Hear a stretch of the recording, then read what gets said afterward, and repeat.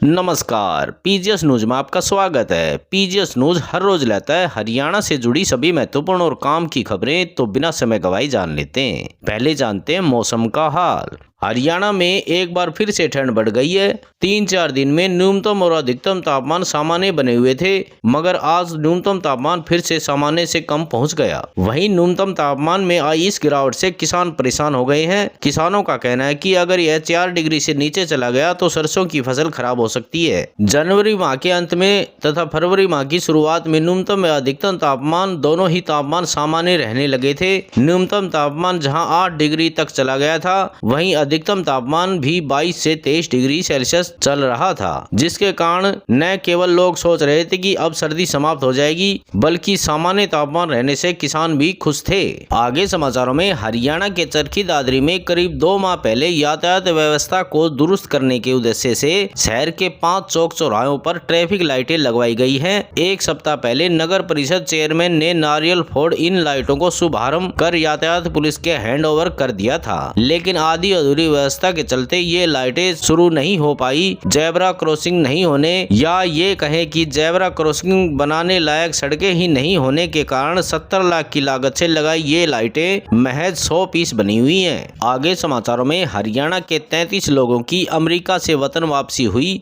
आरोप है कि ये सभी अवैध तरीके से अमेरिका में रह रहे थे। बुधवार 5 फरवरी को अमेरिका एयरफोर्स का विमान उन्हें लेकर अमृतसर एयरपोर्ट पर लैंड हुआ। इनमें सबसे ज्यादा 11 लोग कैथल जिले से हैं, वहीं 7 लोग ऐसे हैं जिनकी उम्र 20 साल से कम है। इसके साथ 3 महिलाएं भी शामिल हैं। कई ऐसे परिवार हैं जिन्होंने जमीन बेचकर या कर्ज लेकर बेटे को विदेश भेजा, तो कई ऐसे भी हैं जिन्हें पता ही नहीं था कि उनका बेटा अमेरिका में है। आगे समाचारों में, हरियाणा में भी राजस्थान के खाटू श्याम की तरह तोरणद्वार बनाया गया है। यह द्वार हिसार जिले के हांसी में बनाया गया है। शहर के जीन चौक पर श्याम मंदिर के पास 50 लाख रुपए की लागत से यह तोरणद्वार बनाया गया है। यह द्वार श्याम भक्तों की मांग पर बनाया गया है, जो 1 साल में बनकर तैयार हुआ है। तोरणद्वार की ऊंचाई करीब 22 फीट है। द्वार के निर्माण में राजस्थान के धौलपुर पत्थर का इस्तेमाल किया गया है। तोरणद्वार के ऊपर बड़े बड़े अक्षरों में श्री श्याम देवाय नमः लिखा हुआ है। सुंदर लाइटें भी लगाई गई हैं। श्री श्याम मित्र मंडल के प्रधान जगदीश मित्तल ने बताया कि तोरणद्वार का उद्घाटन गुरुवार शाम विधायक विनोद भ्याना करेंगे। बताया जा रहा है कि आसपास के क्षेत्र में पहला तोरणद्वार बनाया गया है। आगे समाचारों में, जींद के DRDA हाल में आज जिला कष्ट निवारण समिति की बैठक होगी।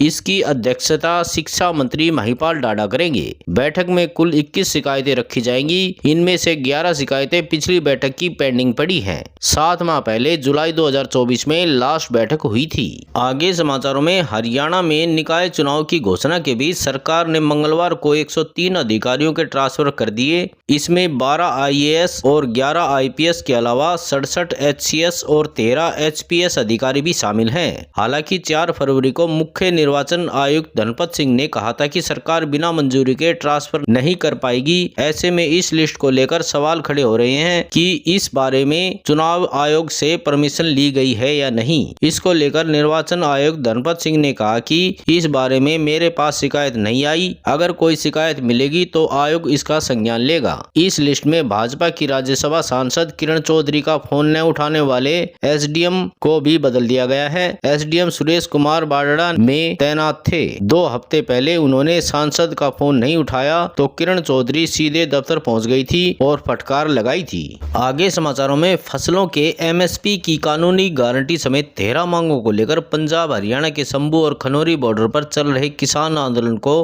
ठीक 1 सप्ताह बाद 1 साल पूरा हो जाएगा। इसे देखते हुए किसानों ने 11 से 13 फरवरी तक 3 महापंचायतें करने का फैसला किया है। महापंचायतों से ज्यादा लोगों को जुटाने के लिए किसान गांव-गांव जाकर लोगों को एकजुट कर रहे हैं। किसान नेता जगजीत सिंह डल्लेवाल का अनशन 73वें दिन में प्रवेश कर गया है। आज 6 फरवरी हरियाणा के गांवों से किसान पानी लेकर मोर्चे पर पहुंचेंगे। अभी जगजीत सिंह डल्लेवाल किसानों द्वारा लाए गए पानी का सेवन ही कर रहे हैं। वहीं दोनों मोर्चों पर बड़ी संख्या में किसान राशन और ट्रैक्टर ट्रॉलियों के साथ पहुँचने लगे हैं। आगे समाचारों में हरियाणा की बेटी और खो खो वर्ल्ड कप 2025 की विजेता मीनू दंतरवाल को उसके गांव बिठमड़ा में विशेष सम्मान मिला। लघु उद्योग एसोसिएशन उकुलाना के सदस्यों ने उनके आवास पर पहुंचकर 51,000 रुपए की नगद राशि, शॉल और गुलदस्ता भेंट कर मीनू को सम्मानित किया। आगे समाचारों में सीएम फ्लाइंग हरियाणा की करनाल टीम ने बागवानी विभाग सोनीपत में सरकारी सब्सिडी के गबन का बड़ा खुलासा किया है। बागवानी विभाग के अधिकारियों और कुछ किसानों की मिलीभगत से फर्जी प्रमाण पत्रों के जरिए 2.55 लाख रुपए का गबन करने का मामला सामने आया है। रिपोर्ट के मुताबिक सरकार द्वारा किसानों के लिए चलाई जा रही मशरूम खेती एवं संवर्धन, बांस की स्टैकिंग और प्लास्टिक टनल योजना में बड़ा घोटाला हुआ है। आज समाचारों में बस इतना ही। कल मिलते हैं और नई खबरों के साथ। तब तक के लिए नमस्कार।